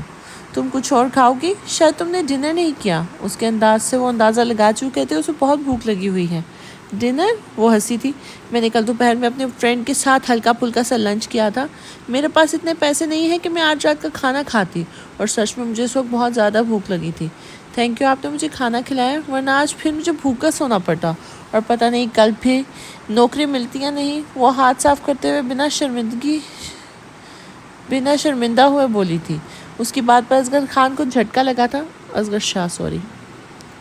اس کی بھتیجی کل سے بھوکی تھی، جبکہ اس کی خاموشی پر وہ مسکرا رہی تھی۔ حیران مت ہو انکل جی، مجھے بھوک سے عادت ہے بھوکے سونے کی۔ میرے پاس پیسے نہیں ہوتے یا کم ہوتے ہیں۔ میں اسی ہاسٹل میں رہتی ہوں، پتہ نہیں اس بار میں ہاسٹل کا رینٹ بھی دے پاؤں گی یا نہیں۔ میرے پاس کوئی پاسپورٹ وغیرہ بھی نہیں ہے، تو آپ مجھے آسانی سے لے کر بھی نہیں جا سکتے۔ وہ پانی کا گلاس لبوں سے لگاتے ہوئے ان کی معلومات میں اضافہ کر رہی تھی۔ پاسپورٹ کی تم فکر نہ کرو، اس کا حل نکال لوں گا۔ تم یہ پیسے رکھو۔ اپنا والٹ سے سارے نوٹ نکال کے اسے دیتے ہوئے بولے تھے۔ انکل جی، میں بھوکی ضرور ہوں، بیکاری نہیں ہوں۔ اس کے انداز پر اسے غصہ آیا تھا، جبکہ اصغر شاہ کے لب مسکرا اٹھے تھے۔ میں کوئی غیر نہیں، تمہارے باپ کا بھائی ہوں، اور یہ میرے نہیں تمہارے باپ کے پیسے ہیں جن پر تمہارا پورا حق ہے۔ تمہارے باپ نے کبھی بھی اپنا حق نہیں چھوڑا۔ وہ ہر ہفتے تمہارا ایک بڑی رقم تمہاری پرورش کے لیے بھیجتا تھا، جو شاید تمہیں نہیں دی جاتی تھی۔ اگر دی جاتی تو آج تم یہاں بھوکی ہرگز نہ ہوتی۔ اپنی ماں کو بتا دینا کہ تم اپنے تایا سائی کے ساتھ پاکستان جا رہی ہو۔ وہ اٹھ کر کھڑے ہوتے ہوئے بولے تھے۔ میرے ایگزام ہو رہے ہیں، آپ کو 1 ہفتے تک ویٹ کرنا ہوگا، تب تک آپ پیپر ورک کروا لیں۔ اس نے اچانک فیصلہ کیا تھا۔ تم بے فکر ہو کے اپنے پیپر دو بیٹا سائیں، جب تک میں یہاں ساری تیاری کروا لوں گا۔ اس کے فیصلے پر وہ بہت خوشی سے بولے تھے، جبکہ اس کے جانے کے بعد اس نے ٹیبل پر رکھے نوٹوں کو دیکھا تھا جن پر اس کا حق تھا۔ اس نے مسکرا کر اور پیسے اٹھا کر اپنی بیگ میں ڈالے تھے۔ میں تمہیں ان جاہلوں کے بیچ جانے کی اجازت نہیں دوں گی نور، تم کبھی وہاں نہیں جاؤ گی، سمجھی تم؟ میں تمہیں بین کے بارے میں بتانا چاہتی ہوں، وہ تم سے شادی۔ موم پلیز، میں اس وقت اس ٹاپک پر بات نہیں کرنا چاہتی، اور نہ ہی مجھے آپ کے بوائے فرینڈ اور اس کے بھانجے کے بارے میں کوئی بات سننی ہے۔ میں پاکستان ہمیشہ کے لیے نہیں، صرف چند دنوں کے لیے جا رہی ہوں۔ وہ ان کی بات کاٹتے ہوئے بولی تھی۔ اور تمہیں لگتا ہے وہ لوگ تمہیں واپس آنے دیں گے؟ وہ تمہیں وہاں قید کر لیں گے میری جان، میری بات کو سمجھنے کی کوشش کرو۔ وہ انسان نہیں، درندے ہیں۔ وہ تمہیں اس حویلی کی 4 دیواری میں قید کر لیں گے، جس طرح ان لوگوں نے مجھے قید کرنے کی کوشش کی تھی۔ وہ مجھے یہاں واپس نہیں بھیجنا چاہتے تھے۔ تم نہیں جانتی میں کتنی مشکل سے وہاں سے واپس آئی ہوں۔ میری زندگی عذاب ہو گئی تھی۔ اپنی زندگی کے 5 سالوں میں میں نے کتنی مشکلات میں گزارے ہیں تم اندازہ بھی نہیں لگا سکتی۔ وہ اس کا برین واش کرنے کی کوشش کر رہی تھی۔ اور تمہیں تو پتہ ہے میرا وہاں پہ صرف ایک رشتہ نہیں بلکہ تمہارا وہاں پر صرف ایک رشتہ نہیں بلکہ میں اپنا وہی رشتہ ختم کرنے جا رہی ہوں مام، اپنی آزادی کے لیے جا رہی ہوں۔ اپنی زندگی میں آگے بڑھنے کے لیے مجھے پچھلے رشتے ختم کرنے ہوں گے۔ میں اپنے باپ سے ملنا چاہتی ہوں کیونکہ مجھے ان سے بہت سارے سوال کرنے ہیں، اور پھر یہ زبردستی کا رشتہ بھی ختم کرنا ہے۔ میں اپنی زندگی آزادی سے جینا چاہتی ہوں، اور ایسا کرنے کے لیے مجھے آزادی چاہیے، اور آزادی کے لیے مجھے پاکستان بھی جانا ہوگا۔ وہ تو ٹھیک ہے، لیکن تم ان لوگوں کو نہیں جانتی نور، وہ اتنی آسانی سے تمہیں واپس آنے نہیں دیں گے۔ اور آپ مجھے نہیں جانتی موم، میں بھی انہی کا خون ہوں۔ میں پاکستان میں صرف 2 چیزوں کے لیے جا رہی ہوں، ایک آزادی کے لیے اور دوسرا اپنی پراپرٹی کے حصے کے لیے۔ وہ پرسکون انداز میں بولی تو سمرا کو تو جھٹکا لگا تھا۔ پراپرٹی؟ سمرا بے یقینی سے بولی تھی۔ تو آپ کو کیا لگا میرے دل میں اپنے باپ کے لیے محبت جاگ آئی ہے، جو 15 سال پہلے مجھے چھوڑ کر چلا گیا؟ مجھے نہ اس خاندان سے کوئی مطلب ہے اور نہ ہی اپنے باپ سے۔ مجھے بس پیسے چاہیے۔ ان 3 مہینوں میں 21 راتیں بنا کچھ کھائے پیے سوئی ہوں۔ مجھے پیسے کی اہمیت کا اندازہ ہو گیا ہے موم۔ آپ کی طرح کسی امیر انسان کو پھنسا کر اسے شادی کرنے سے بہتر نہیں ہے کہ میں اپنے باپ کی دولت کو خود پر جائز کر لوں؟ مجھے اپنی جائیداد کا حصہ لینا چاہیے۔ میں واپس آ کر اپنا کاروبار سٹارٹ کروں گی، اپنی زندگی عیاشی سے گزاروں گی۔ وہ مسکرا کر بولی تو سمرہ خوشی سے چہک اٹھی تھی۔ نور ڈارلنگ، تم نے تو بالکل صحیح فیصلہ کیا ہے۔ آخر تم نے ثابت کر دیا تم سمرہ کی بیٹی ہو۔ اس شخص کی جائیداد پر تمہارا پورا حق ہے، اب وہاں جا کر اپنا حصہ مانگو۔ لیکن وہ آدمی، میرا مطلب ہے اصغر شاہ کا اکلوتا بیٹا دارم۔ آپ فکر نہ کریں موم، اس خاندان کا کوئی بھی شخص مجھے وہاں قبول نہیں کرے گا۔ میں ان کی سوچ سے زیادہ بری ثابت ہوں گی، اور وہ دارم شاہ مجھ سے شادی کرنے سے پہلے 1000 بار سوچے گا۔ مجھے کبھی بھی نہیں لگا تھا کہ میری جان پیسہ تمہارے لیے اتنا اہم ہوگا۔ وہاں سے واپس آ کر تم بیم کے ساتھ ڈیٹ کر کے بھی بہت عیش کر سکتی ہو۔ سمرہ ابھی تک حیران تھی، لیکن اس کے انداز نے اسے خوش بھی بہت کر دیا تھا۔ میرے لیے پیسہ حرام پیسہ نہیں، حلال پیسہ بہت اہمیت رکھتا ہے موم۔ اگر میں غلط کام بھی کروں نا تو بھی کبھی حرام کام نہیں کروں گی۔ وہ باتوں ہی باتوں میں اسے بہت کچھ جتلا چکی تھی، جس پر سمرہ کو غصہ آیا تھا۔ اپنے باپ کے جذبات سے کھیل کر تم کون سا حلال کام کرو گی؟ وہی جو انہوں نے مجھے چھوڑ کر کیا ہے۔ اپنی زندگی تو خوشحالی سے گزارنے لگے، لیکن انہوں نے کبھی میرے بارے میں نہیں سوچا۔ اب میں کیوں ان کے بارے میں سوچوں؟ کیا انہوں نے کبھی میرے جذبات کی پرواہ کی ہے جو میں ان کے جذبات کی پرواہ کروں؟ لیکن یہ سب کچھ آپ کو کیوں بتا رہی ہوں؟ آپ نے اور ان میں فرق ہی کیا ہے؟ آپ بھی تو مطلبی ہیں، وہ بھی مطلبی، پھر مطلبی لوگوں کے ساتھ تو مطلبی بن کر ہی ملنا پڑتا ہے نا۔ نون شاہ کے قانون میں مطلبی لوگوں کے ساتھ مطلبی ہونا حرام نہیں ہوتا۔ وہ مسکرا کر آنکھ دپاتی اپنا بیگ اٹھاتی وہاں سے نکلتی چلی گئی تھی۔ اس کے انداز پر سمرہ کے دل میں بری طرح سے آگ لگ چکی تھی۔ تمہارا دماغ تو خراب نہیں ہو گیا سیم؟ یہ تم کیا بات کر رہی ہو؟ تم اسے جانے کی اجازت کیسے دے سکتی ہو؟ تم جانتی ہو نا بہن کو میں نے یقین دلایا ہوا ہے کہ نور اس کے ساتھ جائے گی۔ وہ نور کے پیچھے پاگل ہو رہا ہے، دیوانہ ہو چکا ہے اس کا۔ اس وقت نور مجھے یہ فائدہ دے سکتی ہے، اور خبردار جو تم نے نور کو کہیں پر بھی بھیجا تم اسے آج ہی منع کرو گی، وہ کہیں نہیں جائے گی۔ میں اب تمہاری بیٹی کے لیے ذرا سا بھی نقصان برداشت نہیں کروں گا۔ تمہیں اندازہ بھی ہے وہ کس طرح سے تیار ہوا ہے اس شادی کے لیے؟ تمہاری بیٹی بنا شادی کے اس کے ساتھ جانے کو تیار نہیں تھی، اس لیے وہ اسے شادی کرنے کے لیے تیار ہوا ہے۔ جب تک بہن کا دل اسے بھر نہیں جاتا تب تک نور کو بہن کے ساتھ رہنا ہوگا، اور اگر تمہاری بیٹی نے اس بار میری بات نہ مانی تو اس کا انجام بہت برا ہوگا، تمہاری سوچ سے بھی زیادہ۔ یاد رکھنا۔ وہ غصے سے آؤٹ آف کنٹرول ہو رہا تھا، جبکہ سمرہ اس کے سامنے بیٹھ کر آرام سے شیمپین پی رہی تھی۔ ڈارلنگ ریلیکس، ایک بات یاد رکھنا، سمرہ جب بھی کوئی فیصلہ کرتی ہے بہت سوچ سمجھ کر کرتی ہے۔ تمہارا بہن تو اسے اتنے پیسے نہیں دے پائے گا جتنے نور دے سکتی ہے، اس نے مسکراتے ہوئے کہا تھا، جبکہ وہ حیرانگی سے اسے دیکھنے لگا تھا۔ میں جانتی ہوں تمہیں میری بات پر یقین نہیں آئے گا، لیکن ذرا سوچو، نور کا باپ ایک ہفتے اس کے لیے اسے اتنے پیسے بھیجتا ہے کہ وہ ہر روز ڈیزائنر ڈریس شوز پہننے کے ساتھ ساتھ اپنی ہر خواہش پوری کر سکتی ہے۔ تو سوچو اس کا باپ اس کی جائیداد کے حصے میں کتنی دولت دے گا، تمہارے بہن کی دولت سے 100 گنا زیادہ۔ اب تم فیصلہ کرو، تمہیں زیادہ چاہیے یا پھر وہ جو تمہارا بانجا بہن تمہیں دے سکتا ہے؟ لبوں پر مسکراہٹ سے جائے اسے سوال کر رہی تھی۔ کیا تم سچ کہہ رہی ہو؟ کیا وہ سچ میں اتنا دولت مند ہے؟ اگر ہاں تو تم نے اسے چھوڑا ہی کیوں؟ میرا مطلب ہے اگر وہ اتنا امیر تھا تو تم نے اسے چھوڑ کیوں دیا؟ اسے طلاق کیوں لے لی؟ اگر تم نے اسے طلاق لے بھی لی تھی تو تمہارا بھی تو جائیداد میں کوئی نہ کوئی حصہ تھا نا آخر۔ وہ تمہارے تایا کا بیٹا تھا، مائک نے اسے دیکھتے ہوئے پوچھا تھا۔ اسے کبھی بھی نہیں لگا تھا کہ وہ اتنی زیادہ امیر ہوگی، کیونکہ میں تم سے محبت کرتی تھی، اور تمہارے پیار میں پاگل ہو کے میں نے اس شخص کے ساتھ ساتھ اپنے باپ کی ساری دولت بھی ٹھکرا دی تھی۔ طلاق کے بعد ان لوگوں نے مجھے اپنی جائیداد سے آگ کر دیا تھا، اور وہ جو گھر میں حق مہر کے طور پر مجھے ملا تھا وہ بھی بیچ کر میں تمہارے گھر آ گئی تھی۔ میں ہمیشہ سوچتی تھی میں نے اس آدمی سے بیٹی پیدا ہی کیوں کی، لیکن اب مجھے نور نے یہ بتایا کہ وہ اس جائیداد کی حصے دار ہے، تو یقین کرو مجھے اس کی پیدائش پر جو اتنے سالوں سے افسوس تھا وہ ختم ہو گیا ہے۔ مجھے یقین ہے نور ہمیں بہت فائدہ دے گی، وہ یقین سے بولی تھی۔ مجھے تو نہیں لگتا، مجھے تو لگتا ہے کہ ان لوگوں کے پاس جا کر انہی جیسی ہو جائے گی۔ تم نے دیکھا نہیں، وہ بھی اسے ایک اسلامک انسٹیٹیوشن میں قرآن پڑھنے کے لیے جاتی تھی، وہ بھی تمہاری اجازت کے بنا۔ مجھے تو لگتا ہے یہ انہی لوگوں جیسی ہو جائے گی جاہل۔ مجھے تو لگتا ہے کہ تمہاری بیٹی تمہیں بیوقوف بنا رہی ہے، وہاں جا کر یہ بدل جائے گی۔ اور ویسے بھی وہاں جو تمہارے شوہر کے بھائی کا بیٹا، مائک نے بہت سوچ سمجھ کر کہا تھا۔ نو ڈارلنگ، ایسا نہیں ہوگا، وہ میری بیٹی ہے۔ نو ڈارلنگ، اور جس طرح میں نے ان لوگوں کی تصویر اس کے سامنے رکھی ہے نا، وہ کبھی بھی ان لوگوں میں دلچسپی نہیں لے گی۔ وہ میری ایک ہی بات کو بہت اچھی طریقے سے سمجھتی ہے، وہ جانتی ہے وہ لوگ کتنے جاہل ہیں۔ میری بیٹی آزاد ماحول میں رہتی ہے، اسے وہ حویلی کی قید ہرگز پسند نہیں آئے گی، اور اپنی جیسی لڑکیوں کا یہ حال دیکھ کر اسی دن واپسی کا فیصلہ کر لے گی۔ وہ میری بیٹی ہے، فکر مت کرو، اسے وہاں کوئی پیار نہیں کرے گا۔ وہ یہاں سے سرمد شاہ کی بیٹی بن کر تو جائے گی، لیکن وہاں رہے گی سمرا کی بیٹی بن کر، اور یقین کرو نہ تو سمرا سے کسی کو محبت ہے اور نہ ہی کوئی سمرا کی بیٹی سے محبت کرے گا۔ اگر ایسا ہے سیم ڈارلنگ، تو پھر اسے جانے کی اجازت دے کر تم نے بہت اچھا کیا۔ میں تب تک بین کو کنٹرول کر لوں گا، کیونکہ بین کو آفس میں ہاتھ سے جانے نہیں دے سکتا۔ بین نے مجھ سے وعدہ کیا ہے کہ اگر نور کی شادی اس سے ہو جائے گی تو اپنا گھر اور آفس میرے نام کر دے گا اور یہاں سے ہمیشہ کے لیے آسٹریلیا شفٹ ہو جائے گا۔ یہ کیا ہے ڈارلنگ، پیسہ جہاں سے بھی آئے اچھا لگتا ہے۔ وہ کہکا لگا کر اپنا شیمپن کا گلاس اونچا کر چکا تھا، جس کے ساتھ ایک گلاس ٹچ کرتے ہوئے سمرا بھی کھل اٹھی تھی۔ وہ آخری پیپر دے کر باہر نکلی تو سامنے بہت بڑی بلیک کلر کی گاڑی کھڑی تھی، جس میں ڈرائیور کے ساتھ اس کے تایا بیٹھے ہوئے تھے۔ ایک ہفتے کے بعد اسے وعدے کے مطابق یہاں آ چکے تھے۔ السلام علیکم، کیسے ہیں آپ؟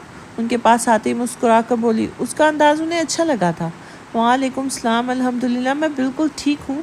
تو چلے، تمہارا گھر تمہارا انتظار کر رہا ہے، انہوں نے مسکراتے ہوئے کہا تھا۔ اتنا جلدی؟ میرا مطلب ہے آپ نے سارا پیپر ورک کروا بھی لیا اور میرا پاسپورٹ ویزا؟ وہ کنفیوز تھی۔ انہوں نے اتنی جلدی یہ سب کچھ کروا لیا؟ ہاں بالکل، سب کچھ کروا چکا ہوں، سارے انتظامات ہو چکے ہیں۔ تو بس اپنی ماں سے مل لو، تمہاری ماں بعد میں یہ نہ ہو کہے کہ ہم نے اسے تم سے ملنے بھی نہیں دیا، انہوں نے مسکراتے ہوئے کہا تھا۔ آپ میری ماں کی فکر نہ کریں، انہیں مجھ سے اتنی بھی محبت نہیں ہے کہ میرا ملنا بہت ضروری ہو جائے، جبکہ وہ جانتی ہیں کہ آج میں جانے والی ہوں اور میرے خیال میں وہ کسی میٹنگ میں گئی ہوئی ہیں۔ بس مجھے اپنا ضروری سامان لینا ہے، میرا پیکنگ آلموسٹ کمپلیٹ ہے، تو پہلے میں ہاسٹل سے اپنا سامان اٹھا لیتی ہوں۔ زیادہ نہیں ہے، بس کچھ کپڑے ہیں، ان کے ساتھ گاڑی میں بیٹھتے ہوئے بولی تھی۔ ٹھیک ہے، اگر سامان زیادہ ضروری ہے تو لے لیتے ہیں، اگر نہیں تو بہتر ہے ہم پہلے ہی ایئرپورٹ ہی چلیں، کیونکہ 11 بجے کی فلائٹ ہے، ہم لیٹ ہو جائیں گے۔ تو وہاں ہاسٹل دوسری سائڈ پر ہے، اگر شاپنگ کا مسئلہ ہے تو وہاں سے ہی کر لینا، وہ اسے آفر کر رہے تھے جو اسے کافی پسند آئی تھی۔ ٹھیک ہے، پھر ایئرپورٹ ہی چلتے ہیں، اس نے مسکرا کر کہا تھا، جبکہ عسکر شاہ پرسکون ہو چکے تھے۔ وہ اسے گاؤں میں اس کے بے باک حالت میں نہیں لے کر جا سکتے تھے۔ اس کی ڈریسنگ میں کسی قسم کی کوئی بے حیائی تو نہیں تھی، لیکن ان کے گاؤں کا ماحول اتنا ماڈرن بھی نہیں تھا۔ وہ پہلے ہی سوچ چکے تھے کہ وہاں جانے سے پہلے اس کے لیے کوئی اچھے سے کپڑے خریدیں گے تاکہ اسے سر اٹھا کر گاؤں لے کر جا سکے۔ ساری تیاری مکمل ہو چکی ہے نور پہلی بار آ رہی ہے، اسے کوئی کمی محسوس نہیں ہونی چاہیے، اور یاد رکھنا لڑکیوں، وہ باہر کے ماحول کی پلی ہے، اسے یہاں رہنے میں تھوڑی مشکل ہوگی، تو تم لوگ نا اس کے ساتھ بہت اچھے طریقے سے پیش آنا۔ ہمنا چاچی کا تو بس نہیں چل رہا تھا کہ پوری حویلی سے جا دیں، کہنے کو ان کی ستیلی بیٹی تھی، لیکن ان کے دل میں نور کے لیے اتنی محبت تھی جیسے اس کی اپنی سگی اولاد واپس آ رہی ہو۔ وہ پہلی بار نور سے ملنے جا رہی تھی، جس کی وجہ سے وہ بہت خوش تھی۔ بس کرے چچی سائی، کوئی سٹار نہیں آ رہا یہاں، سمرا کی بیٹی آ رہی ہے۔ اور سمرا کون ہے، کسی کو بھولا ہوا تو نہیں ہے؟ ثنا جو صبح سے مسلسل ان کی سن رہی تھی، اب اکتا کے بولی تھی۔ نہیں بیٹا، ثنا بیٹا، سمرا کی نہیں، سرمد کی بیٹی آ رہی ہے۔ ہمارے چچا سائی کی بیٹی 15 سال کے بعد واپس آ رہی ہے، اور یہ کوئی چھوٹی سی بات نہیں ہے۔ چچی جان چھوڑیں انہیں، شاید صبح سے کام کر رہی ہیں، تھک گئی ہیں، اس لیے ایسا بول رہی ہیں، زاوش نے مسکراتے ہوئے کہا تھا، کیونکہ وہ ان کا دل ہرگز خراب نہیں کرنا چاہتی تھی۔ بالکل بھی نہیں، میں کام سے بالکل بھی نہیں تھکی ہوں، بس حقیقت پسند ہوں، میں چہرے پر جھوٹی خوشی نہیں سجا سکتی ہوں۔ چچی سائی کو تو میں اپنے شوہر کے سامنے نمبر بنانے ہیں، لیکن میری ایسی کوئی مجبوری نہیں ہے، وہ بے حد کم آواز میں بولی تھی، لیکن پھر بھی ہمنا نے سن ہی لیا تھا۔ یہ تم کیا کہہ رہی ہو ثنا بیٹا؟ تمہیں لگتا ہے میں سب کچھ دکھاوا کر رہی ہوں؟ انہیں سچ میں دکھ ہوا تھا۔ I'm sorry چچی، اگر آپ کو برا لگا ہو، لیکن اپنے شوہر کی پہلی بیوی سے اولاد کے لیے کون اتنا خوش ہو سکتا ہے؟ میرا نہیں خیال کہ اتنی خوشی آپ نے کبھی چچا ثانیہ کے لیے منائی ہوگی۔ خیر اب ثانیہ کے لیے تو مجھے افسوس ہو رہا ہے، کیونکہ آپ تو اپنے شوہر کو خوش کرنے کے چکر میں لگی رہیں گی، وہ بیچاری بنا کسی وجہ کے نظر انداز ہوگی، جیسے ایک ہفتے سے ہو رہی ہے۔ اب دیکھیں ہی آپ ہی دیکھیں، سرمد چاچو اپنی بڑی بیٹی کی واپسی کی خوشی منا رہے ہیں اور آپ اپنی شوہر کی خوشی میں خوشی ڈھونڈنے میں لگی ہوئی ہیں۔ آپ دونوں کو کوئی پرواہ نہیں کہ ثانیہ کہاں ہے اور کیا کر رہی ہے۔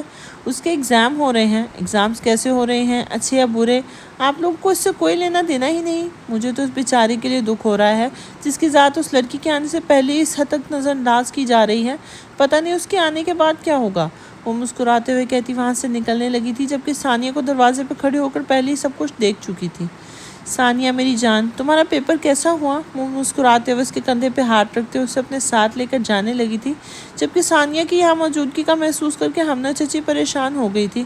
ان کی خواہش تھی کہ ان کی بیٹی بھی اس کی طرح نور کو اپنائیت کا احساس دے، لیکن انہیں ڈر تھا کہ وہ ستیلا پن جو اچانک ہی ثنا ان کے بیچ میں لے آئی تھی ان کا اثر کہیں ثانیہ نہ لے لے۔ پاکستان کی سرزمین پر اس کا دوسرا قدم تھا۔ دوسری بار وہ یہاں آئی تھی، کہنے کو تو ایک بار پہلے بھی یہاں آ چکی تھی، لیکن 15 سال پہلے، اور آج بھی اسے 15 سال پہلے میں اور آج میں فرق تھا۔ 15 سال پہلے ہونے والے اس رشتے کو جڑے ہوئے اس وقت شاید تھوڑا وقت رہ گیا تھا اسے ختم کرنے کے لیے۔ گاؤں یہاں سے کتنی دور ہے؟ وہ گاڑی میں بیٹھتے ہوئے ان سے پوچھنے لگی تھی۔ تقریباً 2 گھنٹے لگ جائیں گے بیٹا سائیں، آپ شاپنگ کر لیں، اپنی ضرورت کا سارا سامان لے لیجیے گا، جلدی شہر واپسی ممکن نہیں ہوگی، اب تو شادی کے قریب ہی آنا ہوگا۔ کس کی شادی ہونے والی ہے؟ کیا گھر میں کتنا وقت رہ گیا ہے شادی کو؟ میرا مطلب ہے میں جلدی واپس جانا چاہتی ہوں۔ وہ مسلسل اپنے چہرے پر مسکراہٹ سجائے ہوئے تھی۔ ہاں بیٹا، گھر میں شادی ہے میری بیٹی کی، مطلب کہ ابھی بات ہم بڑوں کے بیچ میں ہے، اس لیے گھر میں کسی قسم کا کوئی ہنگامہ نہیں ہے شادی کو لے کر، لیکن ہم 1-1.5 مہینے میں شادی کر دیں گے، انہوں نے مسکراتے ہوئے کہا تھا۔ کیا مطلب ہے؟ کیا آپ نے اپنی بیٹی سے نہیں پوچھا شادی کے بارے میں؟ ہو سکتا ہے وہ بھی شادی نہ کرنا چاہتی ہو، اسے دولہا بھی پسند ہے یا نہیں، یا بس ایسے ہی آپ زبردستی؟ نہ بیٹا سائیں، زبردستی سے کچھ نہیں ہوتا، ہم بیٹیوں کی شادیاں وہاں کرتے ہیں جہاں ہمیں مناسب لگے، اور ویسے بھی لڑکا کوئی غیر نہیں ہے، گھر کا ہی ہے، پر ہمیں یقین ہے زرنش کو کوئی اعتراض نہیں ہوگا، ہم اپنی بیٹیوں پر پورا اعتبار ہے، وہ کوئی اعتراض نہیں کرے گی، اور تم جلدی واپس نہیں جانے والی، اب تو تمہیں واپس جانے ہی نہیں دیں گے، انہوں نے مسکراتے ہوئے بڑے مان سے کہا تھا۔ وہ مسکرا دی تھی، اس وقت وہ کوئی بحث نہیں کرنا چاہتی تھی، کیونکہ اسے یقین تھا کہ جب وہ دھماکہ کرے گی تب تک اسے واپسی بھیجنے پر کسی کو اعتراض نہیں ہوگا۔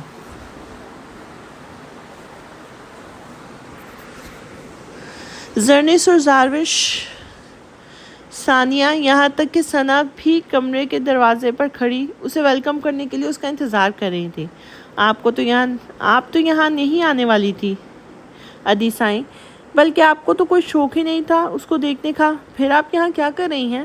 ہاں میری جان، مجھے یہاں آنے میں کوئی دلچسپی نہیں تھی، لیکن میں نے سوچا میں بھی تو دیکھوں، سننے میں آیا ہے کہ سمرا بہت خوبصورت ہوا کرتی تھی، مجھے دیکھنا ہے ان کی بیٹی کس کھیت کی مولی ہے، اور یہ بھی کہ میرے لیے کتنی خطرناک ثابت ہو سکتی ہے۔ وہ کچھ سوچتے ہوئے بولی تھی۔ ادی، آپ کتنی عجیب قسم کی باتیں کرتی ہیں، وہ عمر میں بھی مجھ سے بھی چھوٹی ہے، آپ کے لیے کیا خطرناک ثابت ہوگی؟ زرنش نے مسکراتے ہوئے کہا تھا۔ تم میرے خطرے کو چھوڑو، اپنے خطرے کے بارے میں سوچو، وہ دیکھو سامنے کون آ رہا ہے۔ اس نے ایک نظر گاڑی سے اترتے سنان کی جانب اشارہ کیا تو زرنش نے فوراً اپنے سر سے دوپٹہ ٹھیک کرنے لگی تھی، جو کہ پہلے بھی بالکل ٹھیک ہی تھا۔ کہنے کو تو ان کے رشتے کی بات ابھی بھی گھر والوں کے بیچ میں ہی تھی، لیکن ثنا کو پورے گھر کی خبر ہوتی تھی۔ اس نے بتایا تھا کہ اس گھر میں ان کی شادی کی بات چل رہی ہے، اور وہ لوگ سنان کے ساتھ اس کی شادی کا ارادہ رکھتے ہیں۔ آج تک سنان اس گھر میں صرف اس کے تایا کا ہی بیٹا، لیکن اب وقت گزرنے کے ساتھ ساتھ وہ اسے بہت عزیز ہوتا جا رہا تھا۔ نہ جانے سنان کی زندگی میں وہ اتنی اہمیت رکھتی بھی تھی یا نہیں، لیکن اسے اپنے ماں باپ کے فیصلے پر کوئی اعتراض نہیں تھا۔ تایا جان کی گاڑی رکتے دیکھ کر سنان وہیں رک گیا تھا، اس کے چہرے پر دلکش مسکراہٹ تھی۔ اتنے سالوں کے بعد وہ اپنی کزن کو ویلکم کرتے ہوئے اسے بہت اچھا لگ رہا تھا۔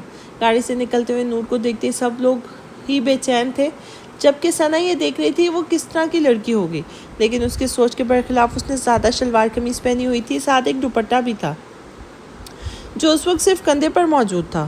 واو یار، مجھے تو لگا تھا وہ پوری ماڈرن ہوگی، شارٹ سکرٹ پہن کر آئے گی، لیکن یہ تو بہت ڈیفرنٹ ہے۔ زرنش نے سب سے پہلے لب کشائی کی تھی۔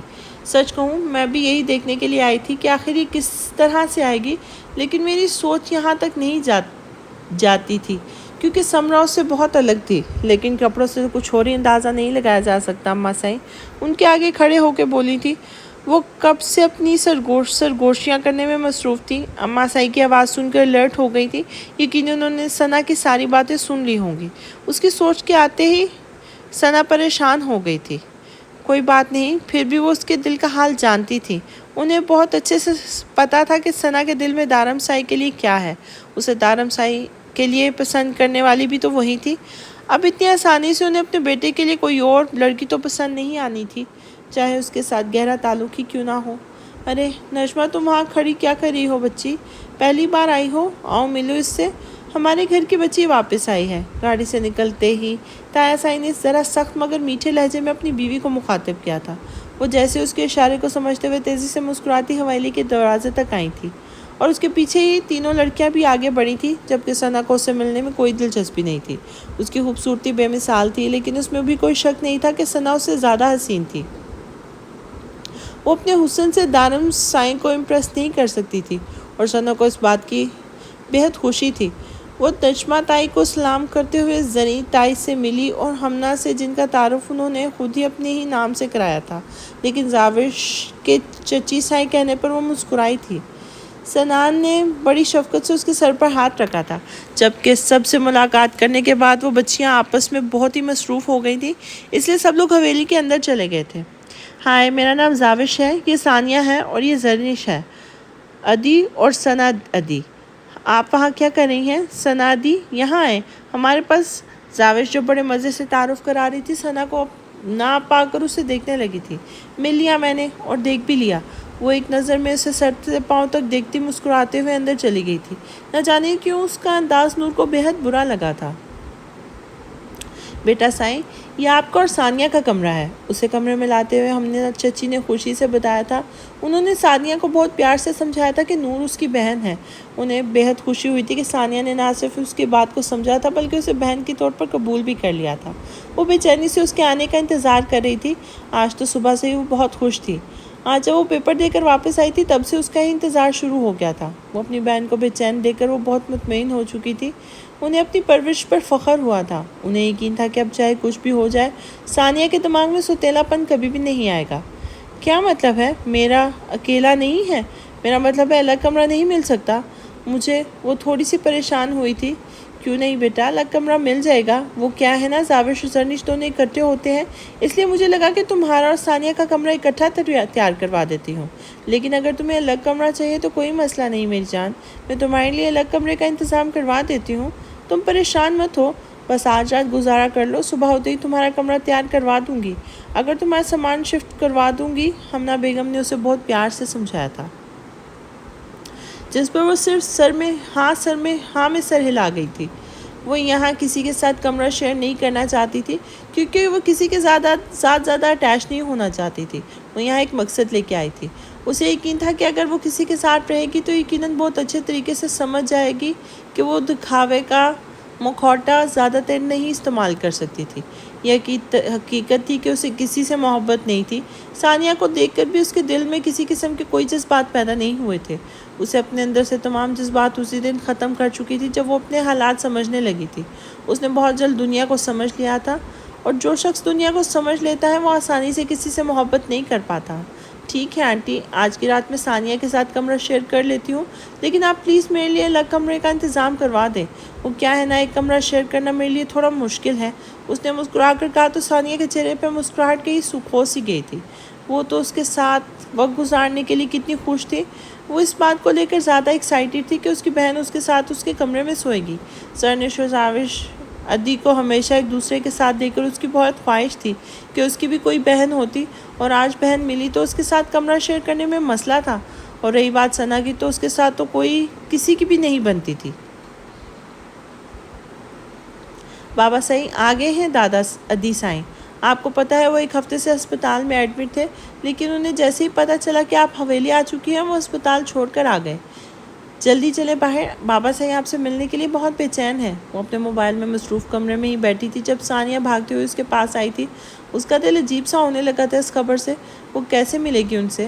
انہیں کیا کہہ کے پکارے گی؟ کس طرح سے بات کرے گی ان سے؟ وہ ان سے بات کر بھی پائے گی یا نہیں؟ وہ اس کے سوال جن کا وہ حساب چاہتی تھی، نہ جانے کہ اس کے ہاتھ پیر ٹھنڈے ہونے لگے تھے۔ اسے عجیب لگ رہا تھا، لیکن ملنا تو تھا ہی ان سے۔ وہ اپنا دوپٹہ ٹھیک کرتی باہر نکلنے کے بارے میں سوچ رہی تھی۔ ارے ادی، آپ وہاں کیا کر رہی ہیں؟ جلدی چلیں، بابا صاحب آپ سے ملنے کے لیے بہت زیادہ بے چین ہو رہے ہیں کہ وہ خود کمرے میں آ جائیں گے۔ وہ اس کا ہاتھ تھامتے ہوئے اسے اپنے ساتھ کھینچنے لگی تو ایک ٹھنڈی سانس خارج کر کے وہ آہستہ آہستہ اس کے ساتھ باہر آنے لگی تھی۔ وہ آہستہ آہستہ سیڑھیاں اترتی ہال کی جانب آ چکی تھی۔ کہاں ہے میری بیٹی زاوش؟ بیٹا بلا کر لاؤ اسے۔ کہاں ہے وہ ثانیہ؟ کب سے گئی ہے، اب تک واپس نہیں آئی۔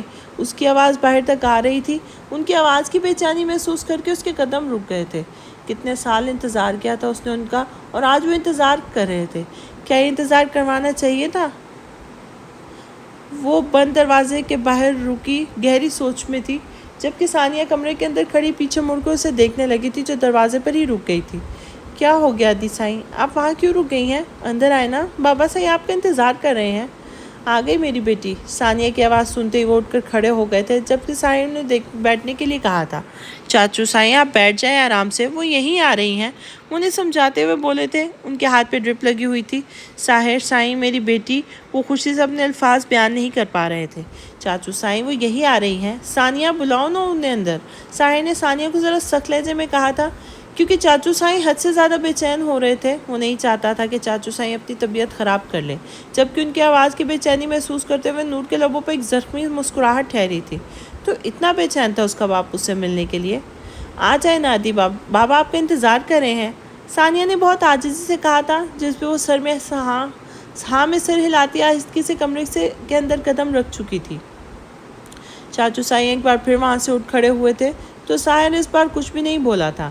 اندر قدم رکھ کے اس نے ایک نظر ہال میں موجود سب لوگوں پر ڈالی تھی اور پھر ان پر۔ بابا صاحب بازو کھولیں، اس کا انتظار کر رہے تھے۔ میری بچی، میری نور، میرے دل کا ٹکڑا۔ وہ بازو کھولے اسے اپنے پاس بلا رہے تھے۔ اسے ان سے ملنے کی کوئی جلدی نہیں تھی، بلکہ اس کا تو اندر تو اسے سکون دے رہا تھا۔ اسے اچھا لگ رہا تھا ان کا انتظار کرنا۔ اس کی آنکھوں کی نمی انتظار کرتی باہیں وہ آہستہ آہستہ قدم اٹھاتی ان کے قریب آ رہی تھی۔ ان کے قریب آنے پر سب کے چہروں پر مسکراہٹ آئی تھی۔ آخر اتنے سالوں کا انتظار ختم ہو گیا تھا۔ کیسے ہیں آپ؟ اس نے مسکرا کر پوچھا تھا۔ تو ایسا ہی کہہ رہے تھے کہ آپ نے اپنی طبیعت خراب کر لی ہے اور آپ اپنے آخری وقت میں مجھ سے ملنا چاہتے ہیں۔ کتنی عجیب بات ہے نا، آپ کو میری یاد صرف اپنے آخری وقت میں آ رہی ہے۔ اس کے کھلے بازوؤں میں سمانے کے بجائے اس کے سامنے کھڑی شاید حساب کتاب کر رہی تھی۔ گڑیا، یہ وقت صحیح نہیں ہے ان سب باتوں کے لیے۔ پہلے مل تو لو چاچو سائی سے، صرف تم سے ملنے کے لیے اپنا علاج تک مکمل نہیں کروا رہے، سائر نے سمجھاتے ہوئے کہا تھا۔ معاف کیجیے گا دادا سائیں، لیکن بیٹی اور باپ کا معاملہ ہے نا، کسی دوسرے کی انٹرفیرنس مجھے پسند نہیں۔ لیکن گڑیا، اس وقت سائر نے کچھ کہنا چاہا تھا، جبکہ چاچو سائی نے اپنے ہاتھ سے اسے خاموش رہنے کا اشارہ کیا تھا اور پھر مسکرا دیے تھے۔ کہو میری جان، اپنے سارے شکوے شکایت بول دو، اپنے دل میں کوئی سوال مت رکھنا۔ جو بھی شکایتیں ہیں وہ بھی شکوے ہیں کہ سب کے سب آج ہی ایک ہی بات کر کے اپنے باپ کے سینے سے لگ کر اس تڑپ کو ختم کر دو۔ بہت تڑپا ہوں تمہارا باپ، تمہیں اپنے سینے سے لگانے کے لیے۔ ایک بار اسے بابا صاحب کہہ کر پکارو میری جان۔ اس کا چہرہ اپنے ہاتھوں میں تھامتے ہوئے اس کی پیشانی پر اپنے لب رکھ چکے تھے۔ ان کے سائے پر نور نے اپنی آنکھیں بند کر لی تھی، لیکن پیچھے ہٹتے ہی وہ ایک بار پھر سے حساب کتاب پر اتر آئی تھی۔ ہاں تو کہاں تھی میں سمر شاہ؟ میرا سب سے پہلا سوال، آپ مجھے پال نہیں سکتے تو پیدا کیوں کیا؟ دوسرا سوال، اگر پیدا کر ہی لیا تھا تو اپنے پاس کیوں نہیں رکھا؟ تیسرا سوال، مجھے چھوڑ کر کیوں گئے تھے؟ چوتھا اور آخری سوال، یہ جو محبت آج جاگی ہے، اتنے سالوں سے کہاں سوئی تھی؟ دے جواب سمر صاحب۔ اگر آپ میرے سوالوں کے جواب دیں گے تبھی میں آپ کو بابا صحیح کہہ کر پکاروں گی۔ وہ ان سب سوالوں کے جواب تمہاری ماں بھی تمہیں دیے ہوں گے، لیکن میں جانتا ہوں تمہیں جواب مجھ سے چاہیے۔ تمہیں اس دنیا میں لانے کی سب سے پہلی وجہ تمہاری باغی ماں کو راہ راست پر لانا تھا، لیکن میں ناکام رہا۔ تمہاری پیدائش کے بعد بھی اس نے اپنی حرکتیں نہیں چھوڑی تھیں۔ وہ مجھ سے چھپ کر نہیں بلکہ میرے سامنے وہ کہتے رکے تھے۔ میں مجبور ہو کر پاکستان آیا تھا، لیکن یہاں پہ آ کے بھی وہ یہاں رہنا نہیں چاہتی تھی۔ اس نے مجھے واپس جانے پر مجبور کر دیا تھا۔ میں اسے واپس لے آیا۔ ہماری لڑائیاں ہر وقت بڑھتی چلی گئی، ہر دن بڑھتی چلی گئی۔ میں نے مجبور ہو کر اس سے اپنا جڑا رشتہ ختم کر لیا۔ انگلش گورنمنٹ تھی تو میں میرا حوال کرنے کو تیار نہیں تھی، اس لیے ثابت کر دیا کہ میں اسے مارتا پیٹتا تھا اور شاید میں تمہیں بھی مار دوں گا۔ جب میرے خلاف کیس چلا تب اس نے اپنے جسم پر جھوٹے مار پیٹ کے نشان بناتے ہوئے تمہارا ہاتھ جلا دیا اور پھر کورٹ میں ثابت کر دیا کہ ہاتھ میں نے جلایا ہے۔ وہ نرمی سے اس کا ہاتھ تھامتے ہوئے اس کے زخم پر اپنے لب رکھ چکے تھے۔ وہ تو اتنے سالوں سے یہ سمجھتی رہی تھی کہ زخم اس کے باپ نے دیا ہے، جس کا نشان اب تاحیات اس کے ساتھ رہے گا، لیکن اس کی آنکھوں کی تکلیف پھر اس کا لب و لہجہ کمزور کر رہا تھا، اس لیے وہ اپنے مضبوط لہجے کو مضبوط کرتے ہوئے ان سے سوال کرنے لگی۔ طلاق کے بعد مجھے تم سے ملنے کی اجازت ہفتے میں صرف ایک بار دی گئی تھی، لیکن اس نے ایک بار مجھے یہ کہہ دیا تھا کہ کیس کروا دیا تھا کہ میں تمہیں لے کر پاکستان بھاگ جاؤں گا۔ اس کے بعد گورنمنٹ نے مجھے تم سے ملنے کا حق بھی چھین لیا تھا۔ اب میں وہاں رہ کر کیا کرتا میری جان، جب تم سے ملنے کی اجازت ہی نہیں تھی۔ میں خاموشی سے پلٹ آیا۔ تم سے ملنے کی اجازت مجھے تب تک نہیں تھی جب تک تم بالغ ہو کر مجھ سے خود نہ ملنا چاہو۔ میں اتنے سالوں سے تمہارا انتظار کر رہا تھا اور آج تم میرے سامنے ہو۔ مجھے تمہاری یاد آج نہیں 15 سالوں میں ایک ایک پل آتی رہی۔ تمہیں سینے لگانے کے لیے میں اتنا بے قرار تھا کہ میں نہیں جانتی کہ آپ سچ بول رہے ہیں یا پھر دکھاوا کر رہے ہیں، لیکن مجھے آپ کی کسی بھی بات میں کوئی سچائی نظر نہیں آتی۔ اتنی بڑی حویلی کا مالک، وہاں پر آپ کا بزنس ہے، کیسے مان لوں یہ بات؟ آپ کو مجھ سے ملنے تک نہیں دیا گیا۔ شاید آپ خود ہی مجھ سے ملنا نہیں چاہتے تھے، ورنہ آپ جیسے پاورفل انسان انگلش گورنمنٹ کے آگے بے بس ہو جائیں، یہ بات ماننے والی نہیں ہے۔ عجیب بات ہے نا، میرا باپ جو مجھ سے اتنا زیادہ محبت کرتا ہے، میرے لیے اتنے سالوں انتظار کر رہا ہے، اس نے دوبارہ میری کسٹڈی کے لیے اپیل ہی نہیں کی۔ میں نے 6 بار اپیل کی تھی نور، وہ تڑپ کر بولے تھے۔ 15 بار کیوں نہیں کی؟ ہر بار کوشش کیوں نہیں کی آپ نے؟ بیٹی ہوں نا میں آپ کی بار بار کوشش کیوں نہیں کی؟